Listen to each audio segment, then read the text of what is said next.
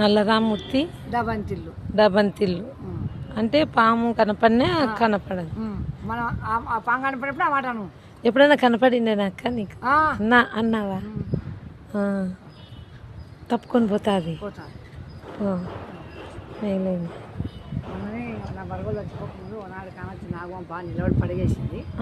నిలబడి ఉంటే నల్లరామూర్తి దబంతిల్లు అంటే ఇంకా డబంతిల్లు నల్లరామూర్తి దబంతిల్లు దబంతిల్లు అంటే ఏం అంటే రానోళ్ళకు ఇది పెద్ద కష్టం. అదే కదా, ఎప్పుడన్నా నువ్వు రోజు భజనకు పోతావు కాబట్టి అట్లా నీకు సరిపోతుంది. నల్లరామూర్తి దబంతిల్లు అంటే బరగొడ్లు అందుకు బాగుండే, దేవుని దయతో బాగుంటుంది. మళ్ళీ ఎన్ని కొనుక్కొచ్చుకున్నావు అక్క? అది కొనుక్కొచ్చుకున్నాను. అంతేలే, దీనిలో మధ్యన నీకు ఇట్లా చేసి చేసి ఇంట్లో కూర్చోబుద్ధి కాదు. పొలానికి పోయినా కానీ రోజు 12 వర్మలు రుణాలే కదా, 12 అంతే కదా. ఏం పనులు ఉంటాయి. నల్లరామూర్తి దబంతిల్లు డబంతిల్లు అంటే పాము కనపడినా కనపడదు. మనం ఆ పాము కనపడినప్పుడు ఆ మాటను ఎప్పుడైనా కనపడిందేనా అక్క నీకు? అన్నావా?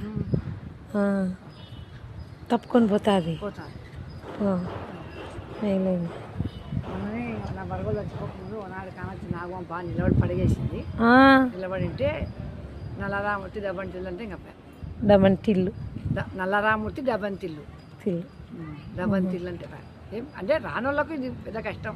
అదే కదా, ఎప్పుడన్నా నువ్వు రోజు భజనకు పోతావు కాబట్టి అట్లా నీకు సరిపోతుంది. నల్లరామూర్తి దబంతిల్లు అంటే బరగొడ్లు అందుకు బాగుండే, దేవుని దయతో బాగుంటుంది. మళ్ళీ ఎన్ని కొనుక్కొచ్చుకున్నావు అక్క?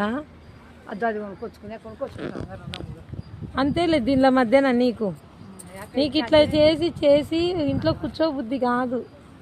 పొలానికి పోయినా కానీ రోజు 12 వర్మలు రుణాలే కదా, 12 అంతే కదా. ఏం పనులు ఉంటాయి.